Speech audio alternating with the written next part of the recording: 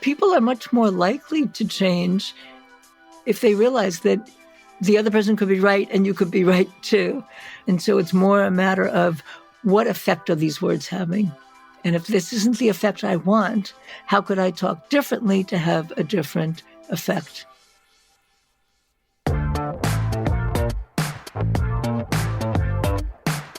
Hello and welcome to the BBXX podcast, Let's Get Intimate.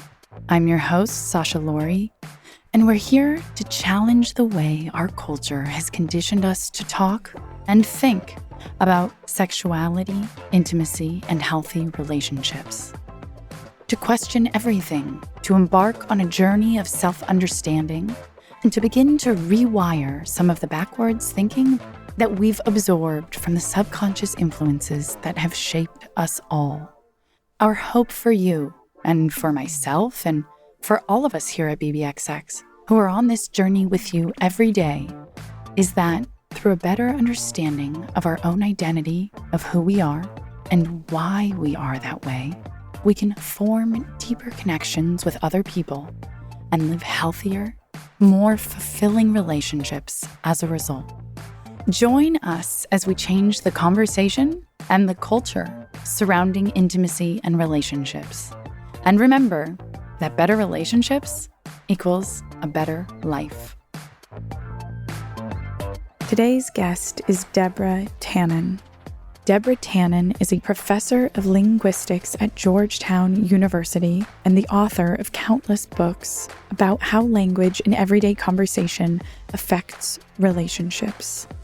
The importance of Deborah's work and the impact that this information can have on yourself and your relationships cannot be underestimated. And as there are just worlds and depths of knowledge to get into, it was truly quite a challenge to try and break off just a tiny piece of the iceberg for all of you to start your journey with this one interview. But I would thoroughly encourage you to take what you learned today and use it as momentum to continue to dive deeper into this sort of thing and truly start to learn more about not only communication with other people, but your own communicational style. One of the most interesting things for me in reading Deborah's work was realizing how much another person's communication style, and I think this happens often where people might be speaking with someone and they wonder, why are they doing this? Why are they doing that? Why are they communicating with me in this way? And to start to think about it from another perspective and the possibility that the way that people communicate with you is really just, what if it were just a reaction to the way you're communicating with them? And really to flip the coin over and to realize that communication in the end is so much more about ourselves than it is about any other person. So I hope that this interview opens the door for you and leads you into the fascinating world of communication that I myself am obsessed with. Next week, we will also be releasing another interview about communication, and so I really hope that this gives you some food for thought, because even the smallest changes in communication can be truly transformational. So, without further ado, here is our interview with Deborah Tannen.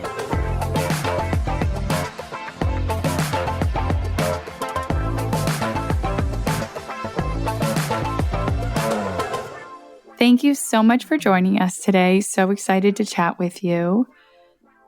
First of all, as I was reading through your book, that's not what I meant. I was literally listening to the lectures, and I was just walking down the street. I found myself constantly walking with a smile on my face in how much I was learning, and also just the sheer entertainment and the identification and kind of newfound understanding. It really gives you a new lens on all your interactions. And if not an entirely new lens, at least a completely new filter through which you're seeing other people, but most importantly, yourself. Because as you talk a lot about throughout the book, we tend to understand our interactions with other people according to their reactions, what we think their intentions are, and not the reality that a lot of the way they're acting could simply be a reaction to the way that we're acting and engaging with them. And so I first just wanted to have you speak a bit to why this work you do is so important and how exactly it's so important for all of us. Yes, and that's a great description of the kind of main point of that book. And it's a theme that runs through all my books. The basic idea that I talk about, I call conversational style.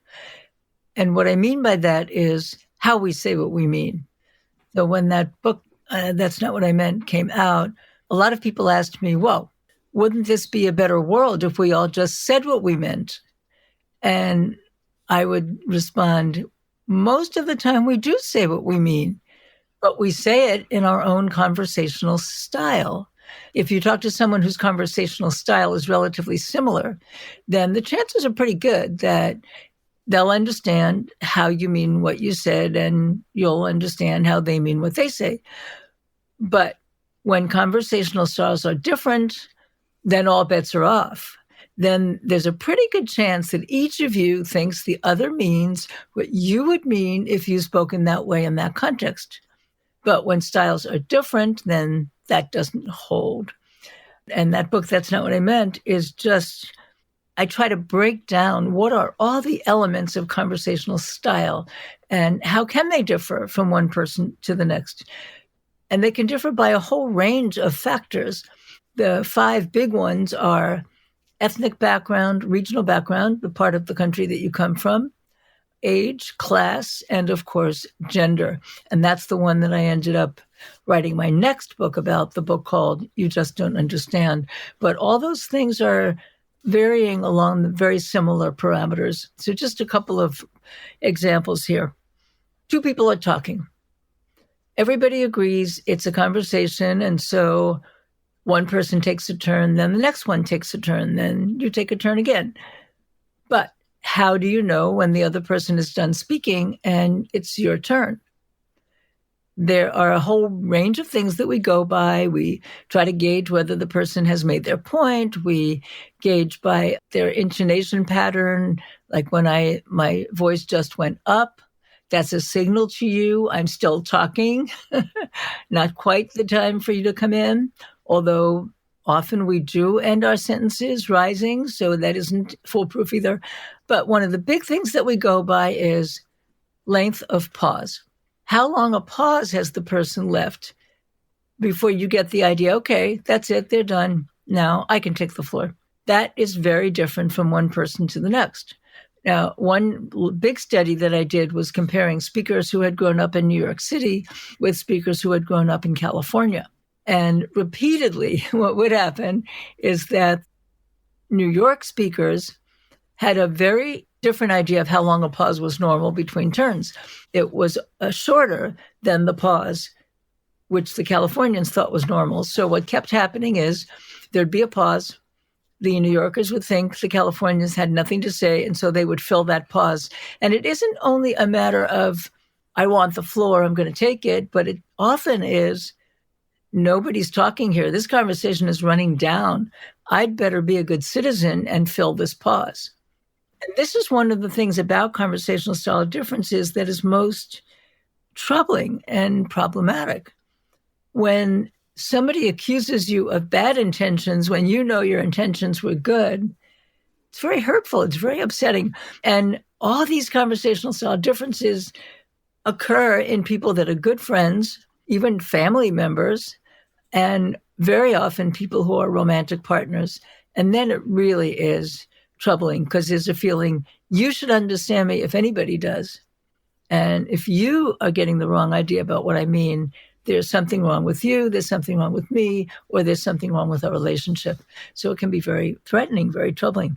So that's differences in pacing and pausing and how long a pause you think is normal between turns. That is really interesting too, because the New Yorkers in that study I did, and some of you may have already heard that I am from New York. I'm from Brooklyn. I grew up in Brooklyn, and I was one of the speakers in that conversation. Many of the other New Yorkers would often have very long pauses within their turns, like a dramatic pause. So somebody once said, and then I thought, that explains so many things. So there were pauses there, but you kind of knew from the way they were positioned in the talk that it didn't mean they were done speaking. So that's one example. Another example of style differences is just what you talk about. How personal are the topics that you think are appropriate? Do you ask personal questions, or is that intrusive? Many people feel, well, if somebody wants to tell you, they'll tell you. But then other people feel, gee, they're not interested in me. They don't ask any questions. And I have an example there of a couple where their families of origin had these different approaches. The one whose family took the approach, you should ask if you're interested. That person felt, your family isn't interested in me. They never ask me anything.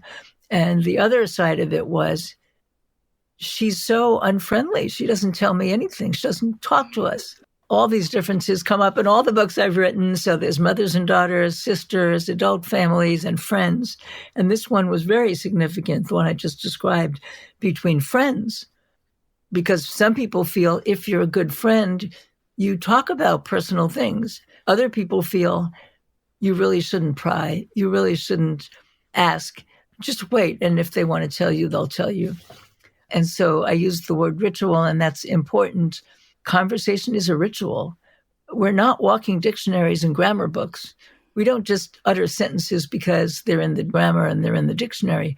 We use words the way other people use them. And we've come to expect, and it's a habit, that this is the way we're going to make a decision, or this is the way we're going to let the other person know what our preference is. And we do it automatically. We don't think of it as, this is my conversational ritual. We're just saying what you mean. I love this idea of conversation as a ritual. And again, for me, what was super helpful is just having this word or concept of conversational style and having a label to recognize what this is, what it means, and the role it plays in our interactions and in our relationships. I often tell people that we're all speaking different languages, and people have gotten really into love languages, but even through our actual words, not even our actions, we are all speaking different languages based on the experiences we've had, our past, the interactions, events, culture, dynamics, et cetera, et cetera. And when I first became really interested in language, it was when I went on a study abroad program for a year. It was a comparative program going to different countries. We went to Tanzania, India, New Zealand, Mexico, and Guatemala. And the most intense culture shock I experienced was within the group itself, which was all a group of students from the United States, because there was just such a difference in communication styles and expectations and implicit messages that there was just so much miscommunication. It was just so fascinating to realize how different everybody was coming to the same table, but with a totally different mindset and a totally different toolkit. And again, speaking a different language despite being from the same place. And so having that label of conversational style, being able to understand that context through that meaning is extremely helpful. And as you were talking about, the importance of this is we have the need to feel heard.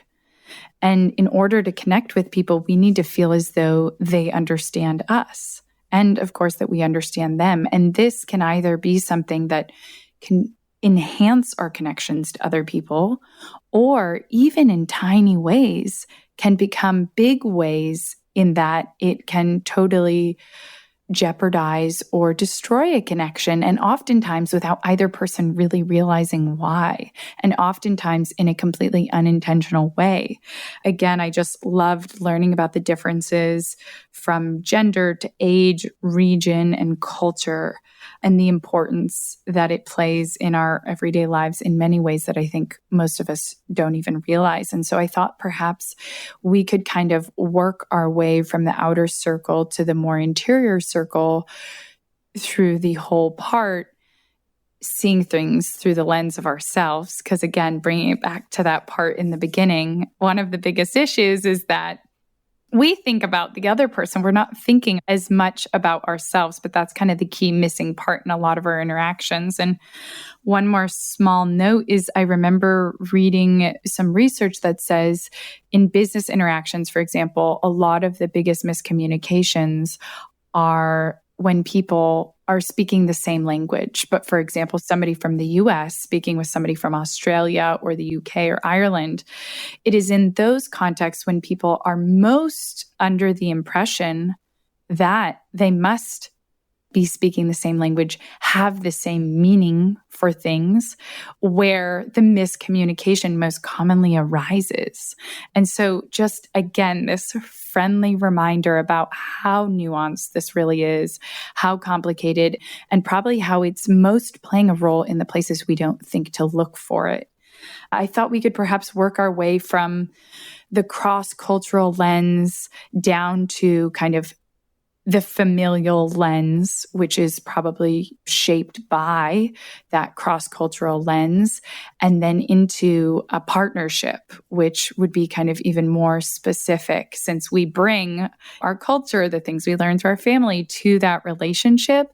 And of course, in mind throughout all of this, really be thinking about ourselves and not only question what other people are doing and intending and what messages they are sending us, but how they might be reacting to the messages we're sending them. Yes, almost every conversation is cross-cultural in some way.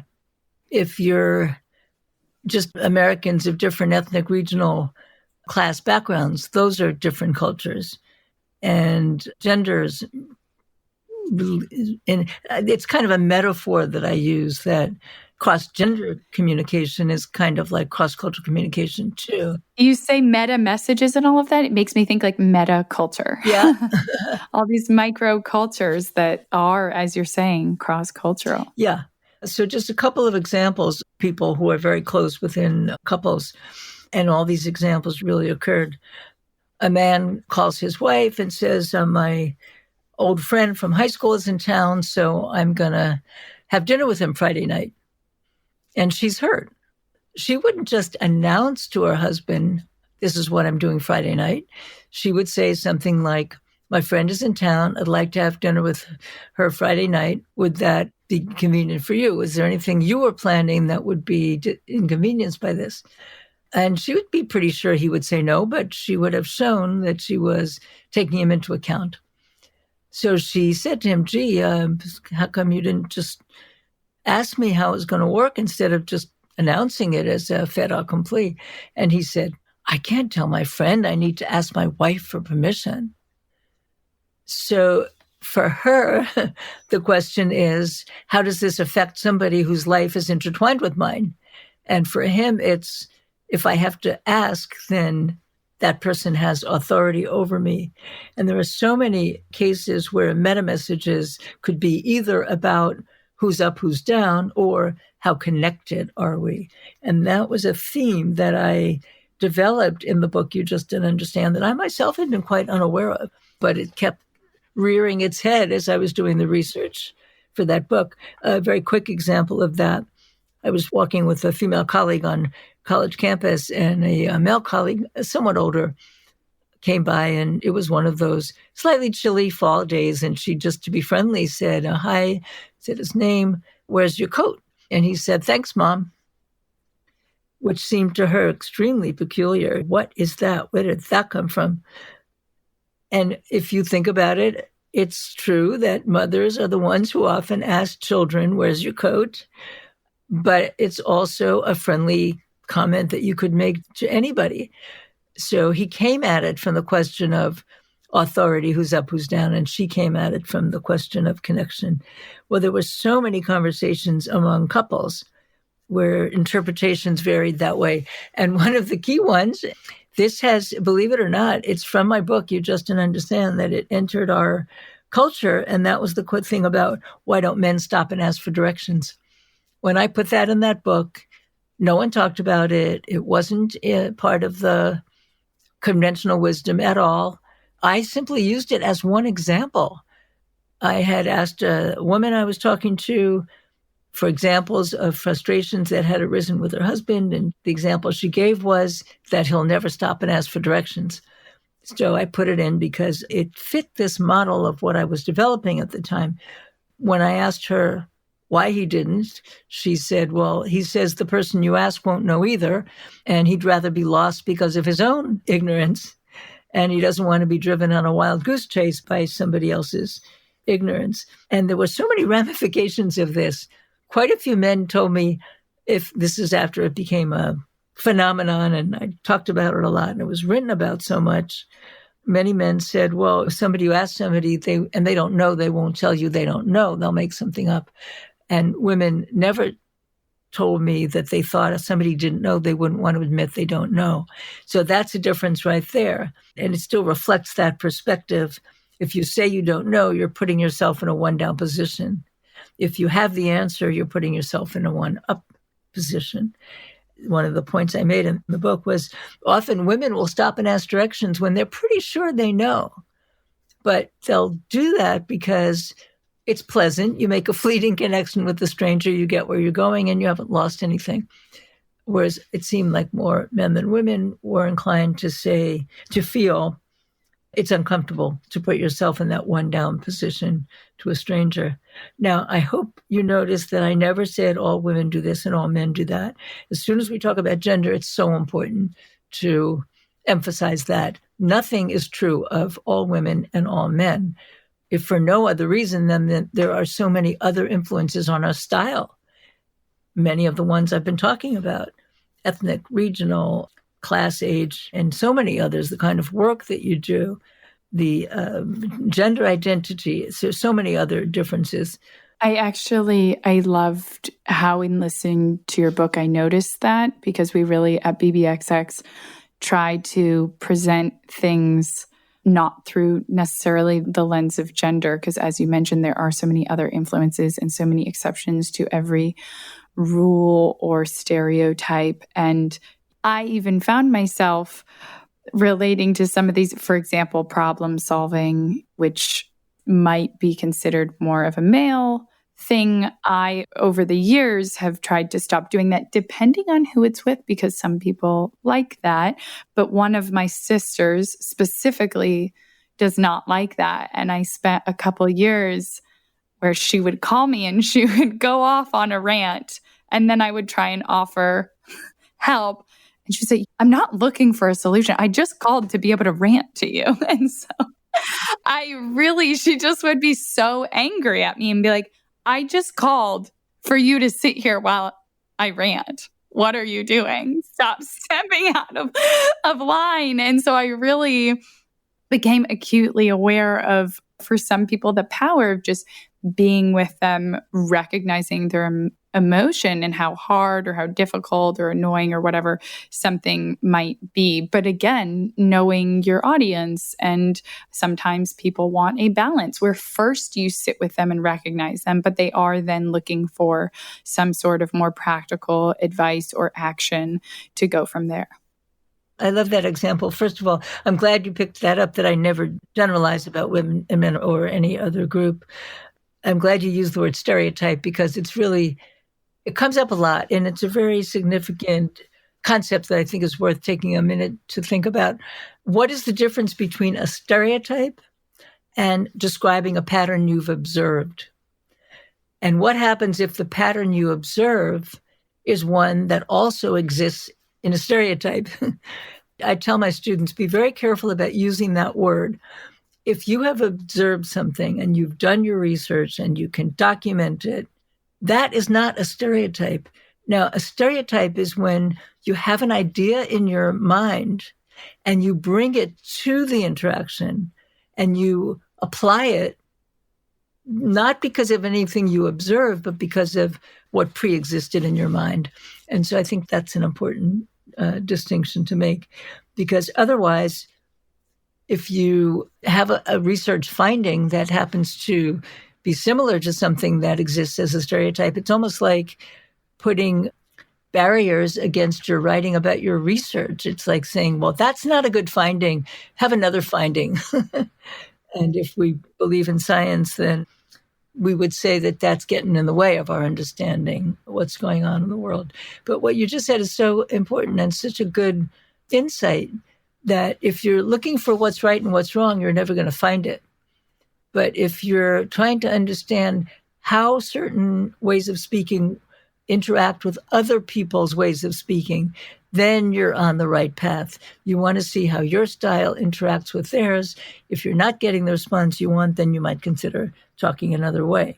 But if you're going to start with what's right and what's wrong, then there's going to be a very small number of people whose styles seem to you right, just those whose styles are very much like yours. Yeah, and that part about the stereotypes, and again, if we were to kind of resign ourselves to things being fact or this rule versus certain patterns and flexibility within those patterns, depending on the background, we would just be stuck in the beginning where kind of some of us might be starting with expecting the other person to change and not realizing that, okay, different isn't necessarily bad. We are both different. It's not that one person is different from you. It's that you are both different from each other. And it's about navigating those differences. And maybe that's a compromise. Maybe it's just acknowledging those differences, but it's this back and forth. It's a dance. It's very funny. People often ask me, can someone change their conversational style?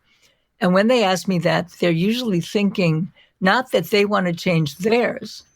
They want to send their partner in for repair. So it's fascinating to realize, though, that you can change another person's way of speaking to you by changing the way you speak to them. Going off of that, how can somebody become more aware and attuned to their own conversational style, and again, recognize, kind of put the lens back on themselves in their interactions and observe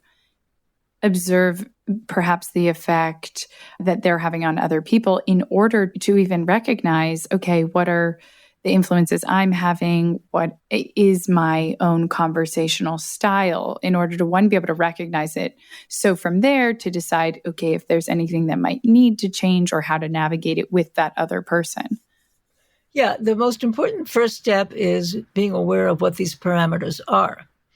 And that's what I try to address in that book. I try to break it down. Here are the parameters. Here are the ways that conversational styles can differ. So if you want to try doing something different, these are the things you could try doing differently. And just having antenna, just having that perspective, it's amazing how good people are at figuring out themselves how they're going to change things or how they're going to improve relationships, simply realizing that these are possibilities. This issue of how long a pause is normal before starting, if you're talking to somebody and you never get the floor, you might have to just push yourself to start speaking a little more quickly than feels natural. And it may be a surprise to you that actually they do want to stop talking. It's just that they thought you weren't taking the floor when you had the opportunity. The parallel is, if you're doing all the talking and you don't want to, you could try stopping and let there be silence. Maybe count to 7 before you think you conclude the other person has nothing to say. I'd better keep filling the uncomfortable silence here. And there too, people have told me it's astonishing. If I just stop and wait, they start to talk. So those are the kinds of little adjustments that you can make once you're aware of the phenomenon that people who are talking may not want to talk. It may be that they think you're not taking your turn, or you get the feeling that someone doesn't want to hear anything you have to say. Maybe they do. It's just that you haven't started talking to give them the impression that you have something you want to say. So that issue of pausing and taking the floor is a very tiny, tiny, tiny difference in conversational style that can have such significant effects on the conversation. In your book, there was another example of these two teachers who were teaching a class together, professors, and the woman, it sounded as though there was perhaps a Q&A at the end of the class and the students would ask questions and the man would kind of jump in, and the woman didn't feel as though she was being given the chance to answer the questions.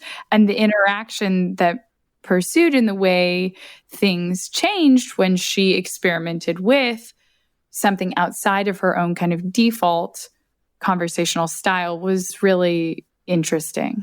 Yes, and I love that example too. So she felt he's hogging the floor. He's doing it all. He's not giving her a chance to do anything. And she was extremely frustrated. Then when it occurred to her, maybe it had to do with this length of pause issue, she decided to push herself to jump in and answer before it felt quite comfortable. And to her astonishment, afterwards, he said, "Boy, that was great. I'm so glad you're doing your part now." So she thought he was wanting to do all the talking and was annoyed at him for it. He thought she was insisting he do it all because she didn't want to do it. So they both ended up happier.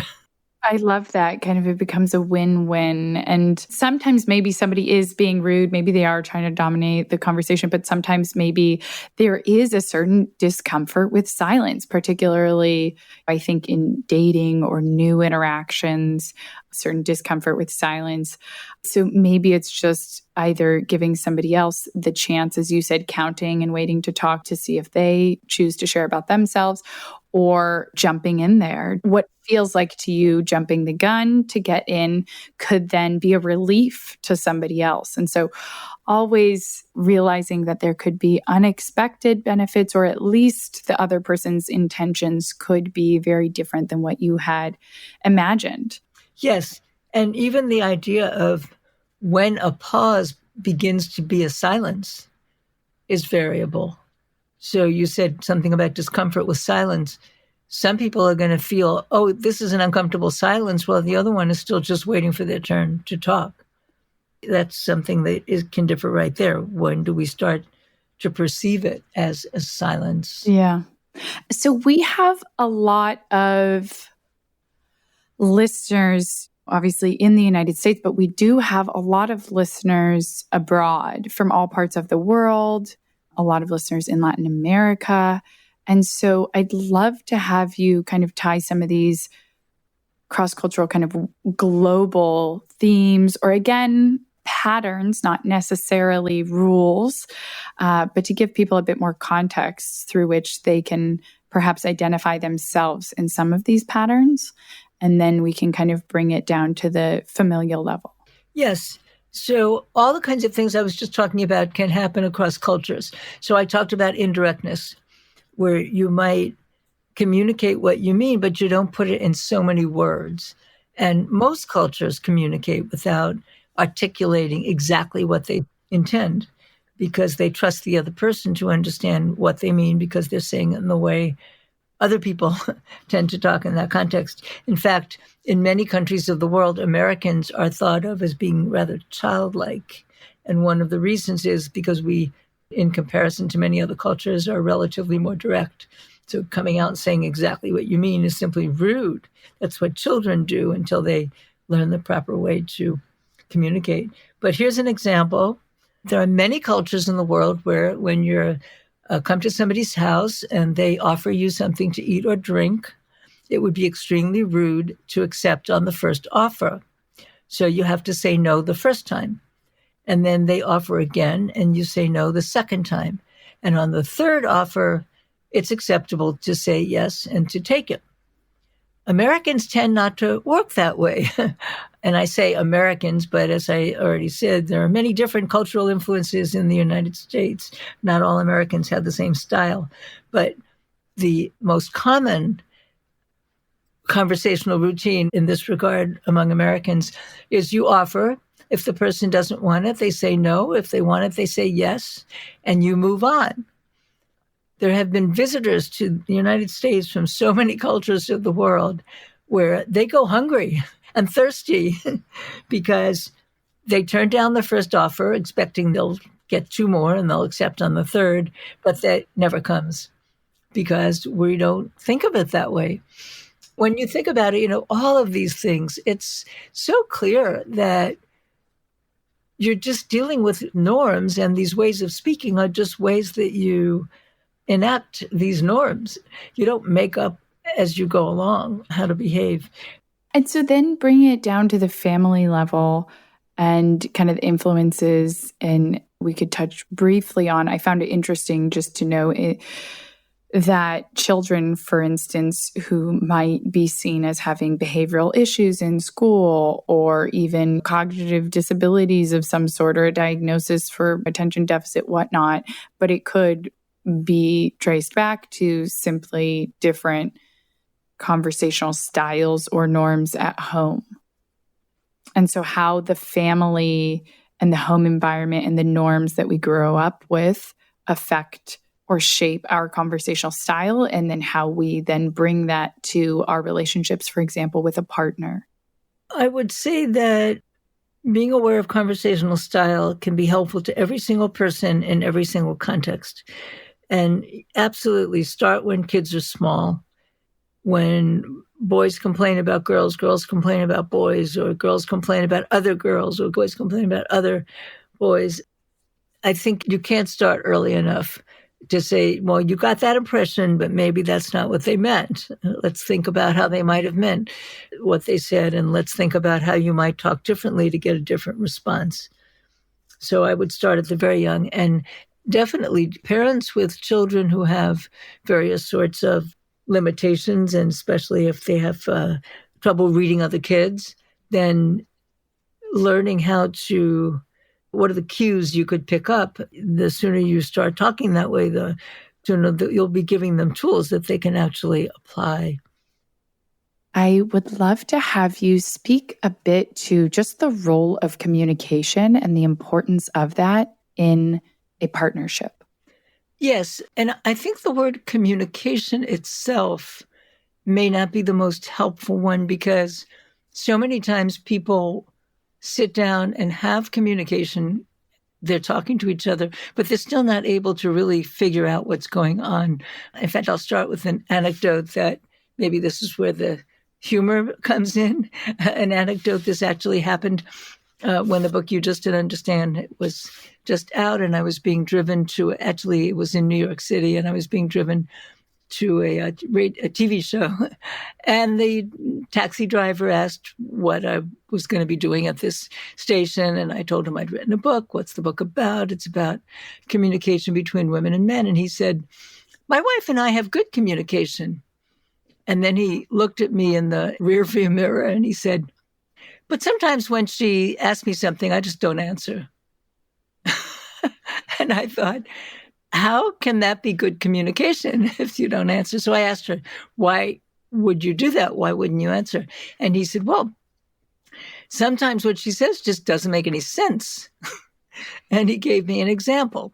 He said he was watching the ball game and his wife said to him, what should my brother do? He said, her brother's 35. Why should I tell him what to do?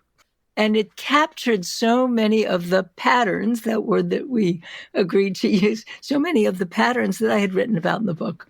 First of all, they're spending the evening together. He's watching the ball game. He may be happy that they're spending the evening together. She, I would guess, felt that they should talk. And this goes back to the socialization of boys and girls, the way they tend to play with their friends as children. And the pattern that's been observed is that girls are much more likely to spend time talking, and that's what creates their closeness. Your best friend is the one you tell everything to. Boys tend to create their bonds with other boys more by activities. Your best friend is the one you do everything with, and maybe the one who will stand up for you if there's a fight. And often there's an assumption that there will be fights. So my interpretation of that first move in that conversation was that she felt the need to talk, not the need, the want. She thought, well, we're here, we're spending the evening, we should talk. There's this certain kind of talk that has been identified. Again, it wasn't even my own research identifying this, that many women engage in troubles talk. So a good kind of conversation to have with somebody you're close to is you talk about problems, trouble, something bothering you, and then you talk about it back and forth, and you feel more connected because you're agreeing. You kind of agree this is the kind of conversation you like to have. Men tend to be less experienced, you might say, with those kinds of conversations.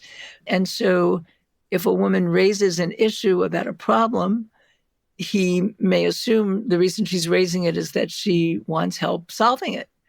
And that leads to that other observation that I made in the book You Just Didn't Understand that got a lot of attention, where a woman might talk about a problem and a man tells her how to solve it. And she's frustrated because that wasn't what she was hoping for. And then he's frustrated because he's thinking, why do you want to talk about it if you don't want to do anything about it? My suspicion was that she didn't have any trouble to talk about, so she figured she'd talk about her brothers. And women often do that. We talk about other friends, relatives, and it can be a way of kind of thinking about life and what would you do if you had a problem like this? And it's just a topic that's interesting to talk about. Because he wasn't used to talking about troubles as a form of just a way to talk to be close, he figured that she's asking him to tell her brother what to do. And the last piece that is so fascinating to me was his saying, her brother's 35. Why should I tell him what to do? The idea that you're giving advice to someone puts them in a one-down position, whereas his wife, I would guess, was feeling talking about her brother's problems is a sign of caring. It connects her to her brother. We all, when we talk to each other, have to balance these different dynamics. Is this way of talking bringing us closer or pushing us farther apart? And is this way of talking putting one of us in a one-up or a one-down position? And it's often the case that a woman and a man will walk away from the same conversation where she's asking, did this bring us closer or push us farther apart? And he's asking, did this put one of us in a one-up or a one-down position? They're both there. It's not like one's right and what's wrong. One's wrong. It's what you focus on. So it was all there in that one brief conversation with the taxi driver on the way to the TV studio. In that little anecdote you mentioned, there were a couple terms that I would love to have you clarify for people who might not be familiar with them yet. So troubles talk was the first one. So if you could elaborate a bit more, what is troubles talk?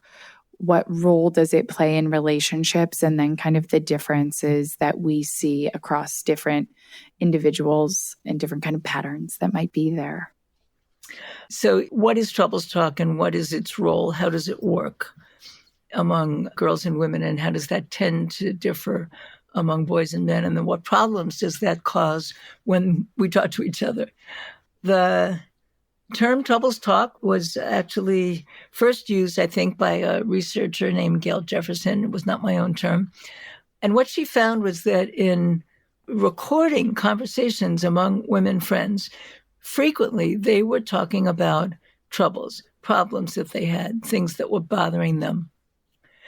And conversations between men and their friends tended not to include that kind of talk, troubles talk. So what role is it playing between women that it's not doing between men? And it does get back again to that basic difference of the role of talk. Women often feel if you can keep talking about it, then the relationship is working. And many men feel it's not working if we have to keep working it over by talking. I often use the term message and meta-message. So the message is the meaning of the words, but meta-message is meaning that you get because you said these words in this way at this time. So there's a meta-message for many women of closeness in talking. Because we can talk about these things, that sends a message that we care about each other, we're interested in each other, we're investing in this relationship, we're trying to work it out. Because boys and men have not used talk in that way, and they tend to look for another meaning. And it often can be the opposite meaning. And sometimes it's just wanting to be helpful. So you get this very classic conversation where a woman is talking to a guy about a problem, and he tells her how to solve it, and she's frustrated because she didn't want a solution. When a woman talks about a problem, she doesn't want a solution. It's actually not true. I don't think it's correct that women don't want a solution. They just don't want it right off the bat. So if you listen in on how women's conversations about this tend to go, typically a woman might say, oh, I had this problem. She'll describe it. And the friend might say, oh, I know just what you mean. The same thing happened to me. But then she might say, and so what did you do then? And then what did he do? And, well, what are you thinking you might do? And what do you think he might do if you do that? They together explore the ins and outs of the problem. So on the one hand, saying, oh, I know just how you feel, the same thing happened to me, that sends a meta message of rapport in saying we're the same. And that's something that women often value. And you hear it among little girls a lot. Oh, the same, I have this, oh, I have it too, oh, we're the same. And that makes them feel connected. But also the meta message of wanting to talk about it, taking the time to listen to your friend's problem, taking the time to ask her questions, listen to her answers. On one hand, it shows this meta message of caring, that you're willing to take that time. And also, you're getting the information and helping her work through the information to be helpful, to come to a solution. But you need that information to know what solution to give. And that, I think, is why it can be so frustrating to a woman if she tries to start that kind of conversation with a guy and he gives her the solution. The problem is partly that it cuts short the conversation.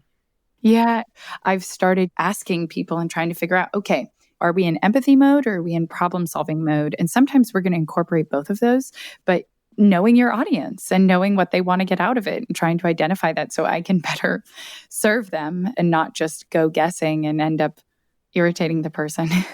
Well, I love that you're saying that because it reinforces what I said at the beginning, that the processes, the parameters that are important, that you can think you're just communicating, but in fact, you may have different ideas about how to say what you mean and how to communicate in this situation. And it may be a pattern that goes by gender, often it does, but it may not be. So once you know that pattern, that's going to help you out, whether you're talking to a guy, a woman, a sister, a parent, a friend, all these different relationships. So could you speak a bit to some of the research in kids, for example, alludes to a lot of this research and some of these patterns that continue later on in life in terms of how women tend to connect with women and what kind of the valuable commodity in those relationships is, and how men tend to connect with other men and what the most valuable commodity in those relationships are and kind of how different that can be. Yes, I'm really glad I'm remembering to make this point. That's another thing that I feel I didn't explain fully enough in the book You Just Don't Understand, that I try to clarify in later books. To say that women tend to focus on the connection and men tend to focus on the status can be a little misleading, because if you both agree that negotiating status is important, that can be a way of connecting. And girls can be very competitive about connection. Who's closer to the popular girl? Who knows the popular girl's secrets? Because your best friend is the one you tell everything to. You can give evidence that you're close to somebody by showing that they've confided in you. And that also then gives you power over them. So there the status comes in again. What are you going to do with that knowledge? A woman, this is from my book about women friends, a woman said to me, when I tell a friend something personal about me, it's like saying, here's a little piece of me. That means I like you. And I think that's such a lovely way to put it. But then the question arises, what's she going to do with this piece of you that she now has? So, yeah, I'll go back to the research on how boys and girls tend to use language in their friendships and how they can differ and the impact of some of that. So those who have studied children at play have observed that girls tend to play in smaller groups, and their social life often will circle around a best friend. And they will spend a lot of time sitting and talking. Of course, they run around and play too, but relative to the boys, they will spend more time sitting and talking. And often it's telling secrets. It's very common to see little girls where one is whispering in the other's ear. And sometimes, especially with really little ones, what they're whispering is not all that important. And that's intriguing to me because part of what they're doing is demonstrating that they're close. You can see them whispering, so you know that they're being close, being intimate. And girls' groups tend to not talk in ways that obviously put themselves up in relative to the group, and they don't tell each other what to do. A girl who tells the other girls what to do often will be called bossy, and the other girls won't want to play with her. Boys' groups are quite different. They tend to play in larger groups, and often it's the activity that's central. As I mentioned, your best friend is the one you do everything with. Now, the boys, of course, are talking also, but often it's competitive talk about who's best at what. And the boy who tells the other boys what to do and gets it to stick, he's the leader. His status goes up if he can tell others what to do. This really jumped out at me when I was first starting this sort of work, that girls were calling other girls bossy, and women will often call other women bossy. Younger sisters often call older sisters bossy. And I wondered about that because I didn't see girls telling other girls what to do more than boys were telling other boys what to do. It seems to be the way the girls and boys react to that is different, because the norms of the social groups differ. I guess the way I would put it is there are different ways of talking to create similar ends. So they're both creating friendship, they're both creating connection, but for the girls, it's more focused on talk. And it's also a value placed on being the same, which often means no one's higher than the others. That's a big part of it. A girl who seems she's better than the others, that's negative in girls' groups. A very interesting observation. This goes back a number of years ago, and I was being interviewed about the book You Just Don't Understand. And the interviewer was a guy, and he told me that he had for a long time had been coach of boys' teams, and for the first time was coaching a girls' team. And he said when he walked into the team, any team, he had been used to being able immediately to see who the best athletes were. Because in boys' teams, the ones who are the best athletes show it off, and the others defer to him. He wasn't able to figure that out in the girls' group for a very long time because the girls were expending a lot of energy not to show it off if they were better. They were spending a lot of energy kind of trying to look like they were no better than the others. And there are so many examples of that. You see it among adult women all the time. One of the first women captains, pilots for a commercial airline, she talks about how difficult it was being a first woman in that role. But then she says, not only the men, the other pilots didn't like it, but the flight attendants didn't like it. They thought, what do you think, you're better than us? And it's something that I hear over and over among girls and women. When I talked about this, one woman told me her granddaughter was crying because she won the spelling bee. And her best friend told her, we can't be friends anymore. Oh, man. Well, in some ways it seems like, it could be such a great thing, collaboration versus competition, but then at the same time can be very restrictive and a bit damaging if you go one way versus the other. And it's so important not to overinterpret this idea of connection versus status. And I said, girls are very competitive about who knows what and who knows first. Sometimes people will send a group email, because if you tell one person first, they're going to be offended. Or sisters will have a conference call, because if you tell one sister before the other, then that other one is going to be offended, and the one you told first might lord it over her. And so also, I just wanted to reiterate this other factor, kind of that there might be inherent differences, but also the cultural level and how in children, boys and girls are treated differently from the beginning. I think people nowadays are trying to do that less and less, but some of the kind of sociological or influences in the ways that we behave and talk to, or verbally and non-verbally, treat boys versus girls. Absolutely. Boys and girls are treated differently from the day they're born. There was a study I read many years ago. If they showed people a picture of a baby crying and asked, why is this baby crying? If the baby had a blue hat, so they thought it was a boy, they said he's angry. And if it was a pink hat, so they thought it was a girl, they'd say she's unhappy. The same cry, the same baby. Wow. And, as we know, anger in women is not appreciated. Showing vulnerability and sadness in men is not appreciated. So these expectations start very, very early.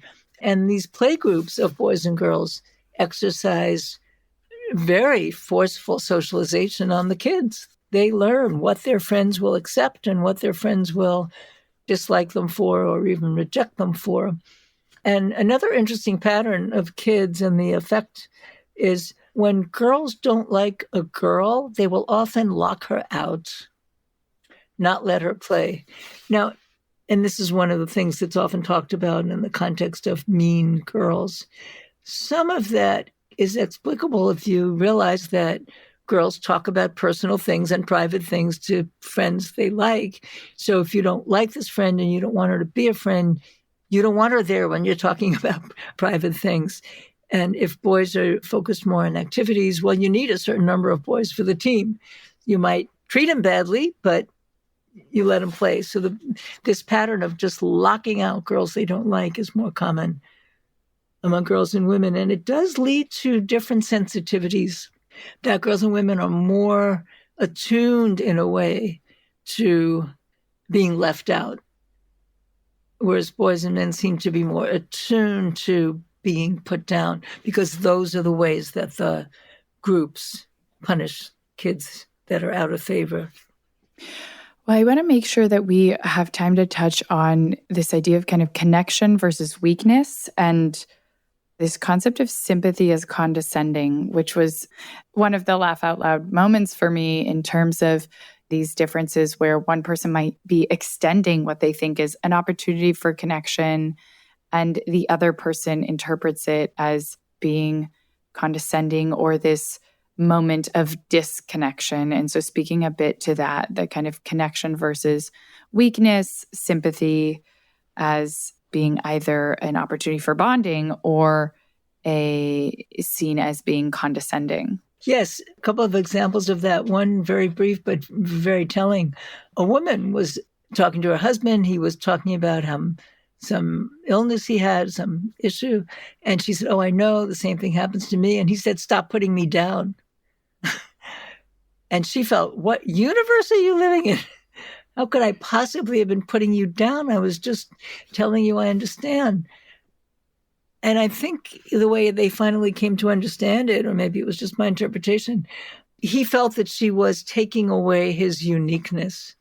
And by saying, "Oh, yeah, the same thing happens to me," he was saying, what you've experienced is really not that big a deal, because I have it too. And one woman told me, she said, "My women friends don't let you be different." She said, "If my friend says something's a problem and I say, that's not a problem for me," she'll say, "Stop putting me down." You have to say, "Oh, yeah, I know I feel the same way. The same thing happened to me." Because if you don't, it's like saying, "I'm better than you." Again, getting back to that issue, that sore spot for so many women, that you are not supposed to act like you're any better. In the book, didn't it also say, though, that men tend to minimize other men's problems as a way of saying, oh, it's not that bad, and that there was more of kind of one-upping, I've been through that, but worse? Yeah, that's right. That's a case where the boy was putting himself down in a way, saying, I could think the specific one maybe that you're thinking about. He was saying that his girlfriend was telling him he drinks too much. And his male friend said, oh, no, that's not true. Sometimes you're funny when you're off your butt. So by minimizing what his girlfriend was saying was a problem, it's like pulling him back up because he had been, in a sense, putting himself down. So I think that's why it worked that way there. And that's where I'm told, and it took men to explain this to me. I didn't understand myself until I talked at length to guys and had them explain to me how they reacted to things. That an excess of sympathy can feel condescending and patronizing. Oh, you poor thing. Oh, I'm so sorry to hear you got this terrible grade on your test. Is that kind of trying to remind you that you got a terrible grade? All these things can have so many levels of meaning. And so showing sympathy, showing concern for many people would be a positive thing, could actually be seen as a negative thing because you're calling attention to something that doesn't make the person look good. Mm-hmm.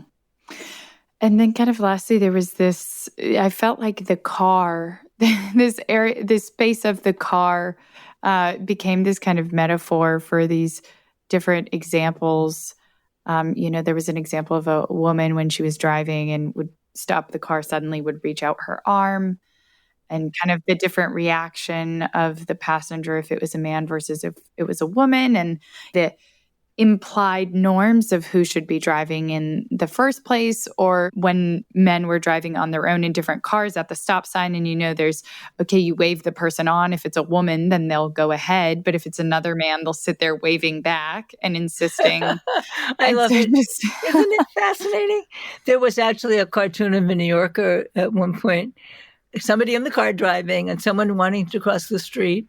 And the guy driving has this scowl on his face and saying, I don't care how many times he waves me on, I am not going to go.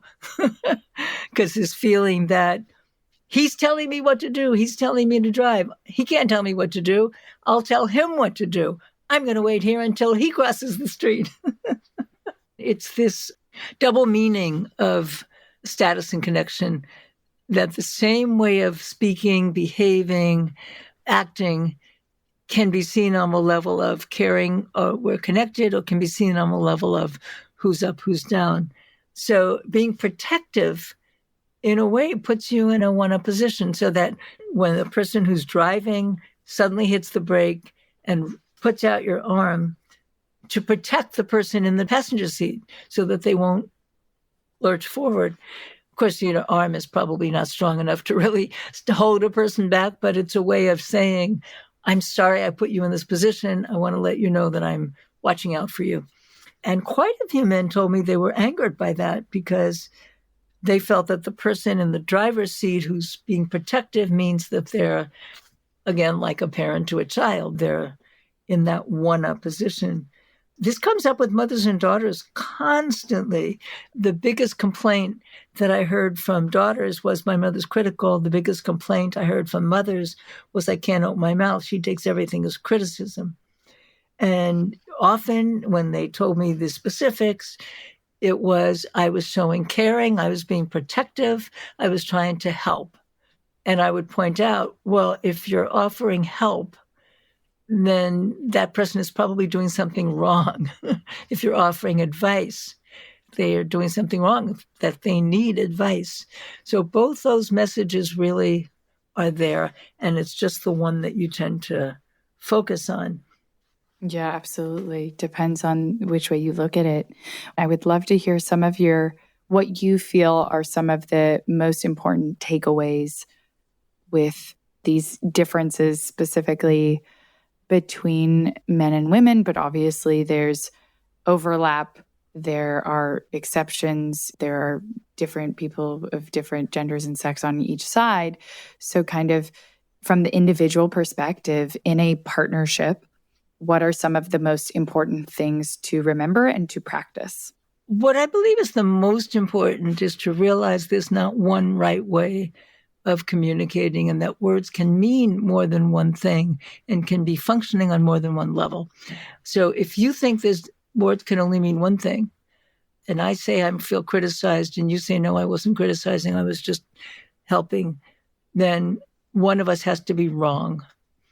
If you realize that words can have both these meanings at the same time, you can then acknowledge the other person's experience and response and still hold on to yours. That you don't have to say, oh, yeah, I was completely wrong to have felt that way, or yeah, I was completely wrong to have talked that way.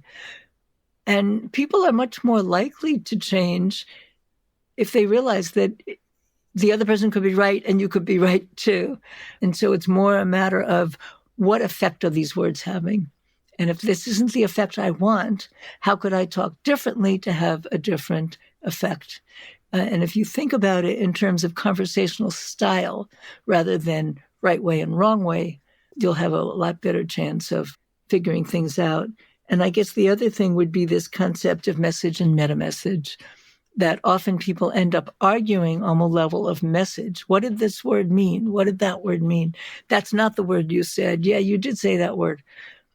If you move to the level of meta-message, which is often the one that got your goat, yeah, you did say that, but you're saying it made me feel whatever you want to go on and say, so that you don't end up struggling with dictionary definitions of words, but can get more to what really you were reacting to emotionally.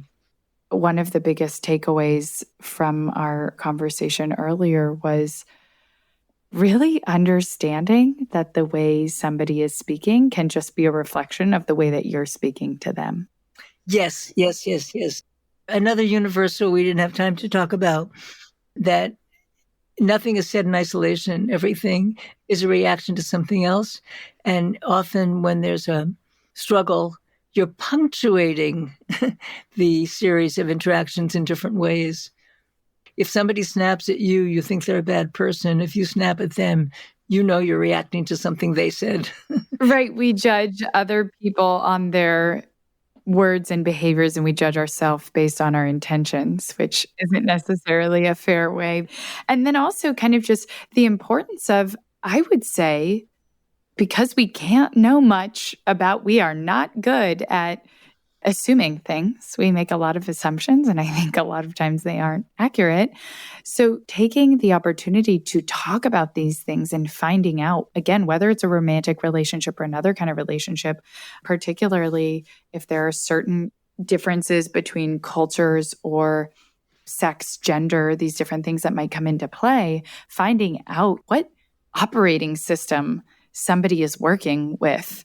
What is the currency? What are the foundational building blocks of bonding, of connection? Is connection based on, like we talked about, time spent talking? Is it based on acts and behaviors, or I guess like shared time together doing things?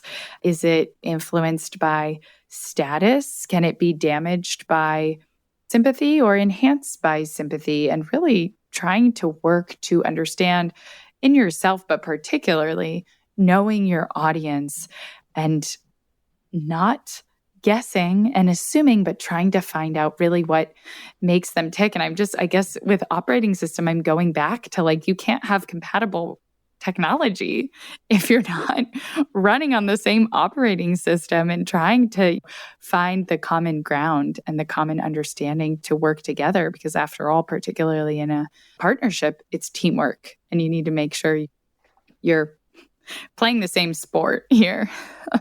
I would leave people with the idea that if you understand the parameters on which conversational style can differ, and we only had a chance to on only a few today, if you know the parameters on which conversational styles differ, then you know what things you could try to do differently. Yep. And how much is just different person to person. So From childhood, as you mentioned, certain things at home can shape these conversational styles, that children can pick up on things that parents might not realize they are communicating them. I would love to have you speak a bit more to that influence. And I think so much of our adulthood is understanding the things we learned unknowingly when we were younger and the ways our parents influenced us for better or for worse. And this particularly is relevant to your work as you've just come out with your latest book, Finding My Father, His Century-Long Journey from World War I Warsaw and My Quest to Follow, to kind of segue into, again, the ways that our parents, whether it's through conversational style, are influencing us, but also the other ways that these familial connections play a role in our life and the ways that we can kind of dive deeper into understanding them and understanding these people, our parents who have shaped us. When people talk to me about frustrations that they have with even people that they're very close to, often they trace it to their parents. My mother taught me, and this is one thing somebody said actually that I quote in a book about women's friendships. My mother taught me, be very careful about giving any personal information to anyone who plays bridge or gets her hair cut every week. Because when they run out of things to talk about, they're going to start talking about you. So this was someone who, she said, from her mother learned, never talk about personal things, even with somebody you're close to, unless they volunteer it. Well, that actually had turned into a problem with people that she was close to. They felt that she was not really being a good friend. They found out that something was going on in her life she hadn't told them about, and they felt hurt by that. Asking questions, offering personal information, rate of speech, how much expression of anger you're comfortable with. Are friends people that you can get angry with? Or are friends people that you would never express anger to? There are families in which people are always yelling and getting mad at each other, and there are families in which you never raise your voice. And both of these are patterns that other people might have a very different view of yours. So I think of someone this was a woman, and her husband was constantly trying to pick fights with her. And she felt that arguing was unacceptable. He finally pushed her so far that she lost her temper. And he said, I feel so much closer to you now.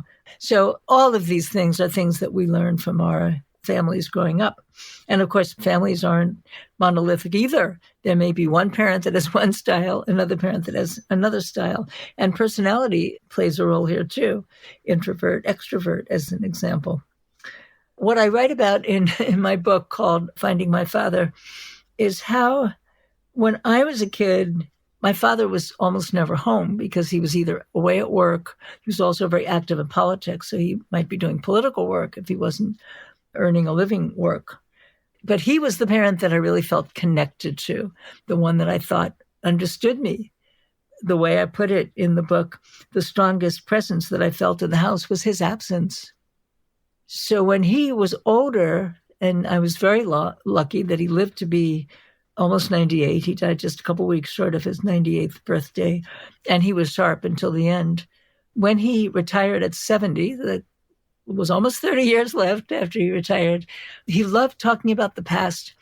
And in particular, he loved talking about his childhood in Poland. He was born in Warsaw, and he was born into a Hasidic family in Warsaw. He came to the United States in 1920. He was born in 1908. So he lived through World War I in Warsaw. And he had a very amazingly detailed memories of his very young childhood. I actually wrote a play comparing his memories of his childhood in Warsaw with my memories of my childhood with him. The play was actually produced, and then it was included in Best Short Plays that year. And I realized after all that had happened that all the memories in the play were things that had happened to him before he was 6. It's how detailed his memory of his childhood were. So for me, talking to my father about his past was a way of connecting to him and also understanding him better, as well as coming to understand myself better because of his influence on me. So a few examples. My father loved to write, and I think I got that from him. I don't know if it was genes or just emulating him, but If he had something important to say, he would be much more comfortable writing you a long letter. And I started writing him letters when I was 7. We had a typewriter in the house, and I would type letters to him, as well as poems and stories. When he was talking about his past, he often was talking about his work life, jobs he had held. That was a very big part of his sense of his life, was really all the work that he had done. One of the biggest regrets of his life was having left a job that he later felt he should not have left. And it helped me understand the sense of regret that I felt. I felt it was kind of a shadow in our house growing up, and maybe helped me understand why I have a tremendous tendency to regret. I know many people do. It's not that unusual, but I think it's a little extreme. And I understood it a lot better, realizing where my father's sense of regret came from. He also never showed anger. I think that is in some ways related to my avoiding anger. Again, these are all things that many people have. It's not that unusual. But he left me journals that he had kept when he was very young. And I hadn't realized how much his life at home with his mother and sister, he had no father, was marked by angry outbursts on the part of both his mother and his sister. And I think that's why he went in the other direction and avoided any kind of expression of anger. So all things like that, if you understand where the influence was on your parents, and then you can better understand how they influenced you. So for me, writing that book was partly filling this gap that I felt, maybe to be dramatic about it, a kind of hole in my heart that I missed my father so much when I was young. And he was the parent that I felt that connection to, and he was the one that was never there. So just having all that time with him, reading all about his life, memories that he left, papers that he left, I think he kept every piece of paper that came into his life, was a way of filling that hole. But also, I realized that his life spanned the entire 20th century and reflected so many of the major events of that century. World War I, immigration, coming to this country at the tail end of the massive migration from Eastern and Southern Europe, Greeks, Italians, and Eastern European Jews, that ended in 1924 because it was an era of tremendous anti-immigrant sentiment as we're experiencing now. And so that's when, hard to believe, when my father came in 1920 was the last year there were no limits on immigration. If you didn't have an eye disease that they picked up in Ellis Island, and he didn't even go through Ellis Island because he came second class. They did that in Antwerp before getting on the ship. You just got your ticket and you came. And that started to change in 1921 and changed drastically in 1924. That's why that massive influx of immigrants stopped in that year, 1924. So it was this era of World War I, of massive immigration, and then the Depression. My father quit high school at 14 and went to work in a factory because he had no father and he was supporting his mother and sister. But he managed to, without a high school diploma, take equivalency tests, educate himself at night, went to law school, became a lawyer, passed the bar, but it was the Depression. And so it took him, from the time he passed the bar to he actually was able to make a living as a lawyer, 30 years. Another explanation for this sense of regret that was so palpable in our house and in his recollections of his life. I think one, I will say, you mentioned you might have gotten your love for writing from your father, and I've really been blown away by the amount of writing you've done. And now with the mention of the play, it's just thoroughly impressive, and I'm excited to continue to dive into all of the research and the writing that you've done. But then in thinking of, again, these ways that his experiences could have shaped you, and you mentioned regret, for example, and I'm not sure if that led him to then push you harder to follow your career and stick with something in order to compensate for the fact that perhaps he felt as though he hadn't done that. And then on the receiving end, you mentioned having adopted things from him, but again, Some people can do that where we adopt and kind of absorb these same practices or messages or behaviors from our parents, or can go the opposite direction where we try and overcompensate for something that we don't like, whether that was instead of feeling a lot of regret, going the other way and having, the no regrets mentality and kind of not thinking twice about anything just to try and overcome what you might have seen as an obstacle. So constantly being aware of these things that we've passed on. And then I loved the fact that you had this writing from him in these journals, in these letters. I'm not sure many people have that opportunity, particularly today when not as much is written on pen and paper. I often wonder, will the computer hard drive or somebody's phone still be compatible? It's going to be like finding a cassette tape. And if people don't have the proper technology to even be able to read it, how will these messages get passed on? And thinking about how kind of analog versus digital is going to influence this, and wondering at the same time too, it's interesting to think if something were to happen to us, what would people find? What messages, what stories, what would they be able to find? I think on a certain end, I don't know if people want someone to go through all their stuff, but on the other end, you also don't want your stories and your experiences and your lessons learned to be lost. So how can we consciously communicate those to other people, from logistically in what format to emotionally? What would we convey and what do we want to kind of leave, as cliche as it might sound, as our legacy? That's so insightful. It's such a good point. And yeah, I mean, maybe I'm the last generation that has everything on paper. I do want to point out, my father did not at all encourage me to have a career. Both my parents had only one desire for me, and that was to get married. And they were quite frustrated that I put that off, especially my mother, but my father too. I often say about my mother that she didn't approve until I was on Oprah. Then she could brag to her friends, and it was something she understood. At the hair salon and playing bridge weekly. Yeah, but no, my father did not in any way push me to have a career. He thought I should be a teacher because of all the time you get off. I mean, he's not wrong. Summer vacation sounds amazing, but I'm also glad that you on your own found that inside yourself to push yourself to have this incredible career. Yeah, I would say in a way, I'm quite certain that it was observing him. I was emulating him in that for sure. He had a huge work ethic. He worked tremendously hard his entire life, starting when he was 14, and he quit high school to support his mother and sister. And that's why he was never home, because he was always working so hard and working extra jobs. And so I did get it from him, but not because he made any effort to to instill it in me just by watching. Yeah.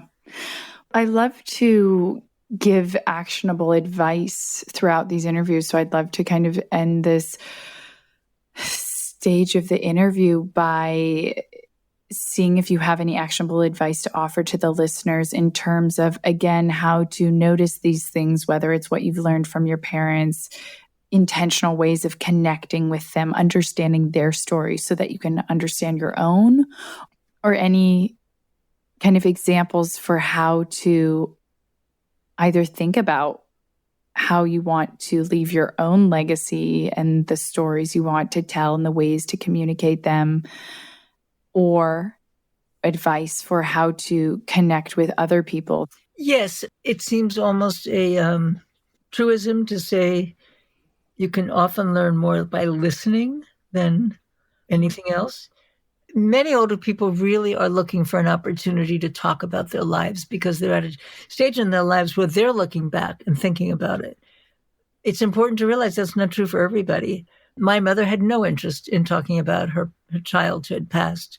She liked to talk about certain aspects of her past, like meeting my father and their courtship in their early days of marriage, for example, but she had no interest in talking about her childhood, and she didn't remember much about it. So I think it's important to meet people where they are most comfortable. So some people will be more comfortable if you're doing something with them and then just have casual conversation while you're doing things.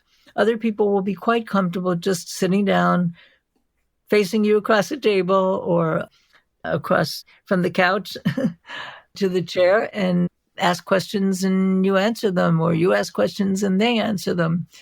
This also, by the way, is very helpful for family members. Parents often trying to understand what's going on in their kids' lives sometimes don't just listen enough, because as soon as you hear a little bit and you've got ideas about how you need to help them, might be better to just listen and you hear them saying things that make you raise the hair on the back of your head, but you don't say anything so that they'll tell you more. That sometimes is effective. So sometimes it's just a matter of time and being willing to spend enough time with somebody without doing other things that they then feel comfortable to start talking. And maybe it's never too late to write down some of your own thoughts and impressions, and maybe try even writing it on paper. Sometimes people say that they find it easier to write on paper. And you can always go back to the screen if you find that's better. But sometimes it's just hard. We're all so busy. We've got so much going on. Things are happening so fast that we just don't make the time to talk to people. And now, of course, in these days, you may not be able to be in their physical presence, so it may be telephone. And maybe you want to do that rather than email. Although some people will tell you more on email. So it's all about just being flexible and realizing that some things work great with some people, others work great with others, but just set it up so that the time you'll have made time to do it and it won't be too late when you realize you had all those questions you didn't ask. Absolutely. I love the phrase you used, you can often learn more by listening. I think that's extremely true, and often, back and forth. But that idea too, one of my favorite expressions is you don't have time for what you don't make time for. So intentionally creating, scheduling, blocking out that time, not just in terms of quantity, but in terms of quality. Like you said, bringing your focus, leaving distractions aside, whether that's with ourselves or with another person, and kind of intentionally creating that space and that opportunity. Because if you don't create the opportunity for it, how will that connection or conversation ever arise? And lastly, that part about meeting people where they're at, and the importance of understanding the context, understanding the person, but also understanding where you're at. Because if you don't understand where you yourself are at, how are you supposed to know how to get to where they are? And you won't quite be able to meet them where they're at. So thank you so much for joining us today. And I look so much forward to diving into the rest of your books and hopefully continuing this conversation. Thank you. It's been a pleasure. Thanks for inviting me on. Thank you so much to each and every one of you for tuning in to listen to our show. If you like what you learned and you know someone who might also like listening, please do share this podcast. You can also feel free to reach out to us anytime if you'd like to submit questions, requests for experts to have on the show, or if you'd like to share your positive feedback or constructive criticism. We'd love to hear what you think. It's the only way we can learn and grow along with you. Be sure to check out our website, follow us on Instagram at bbxx.world, and subscribe to the book club newsletter, where we send out even more resources to help you dive even deeper to the topics that we bring to you on the show. Once again, we encourage you to take what we discuss on this show and apply it in your everyday life. Because remember, better relationships equals better life.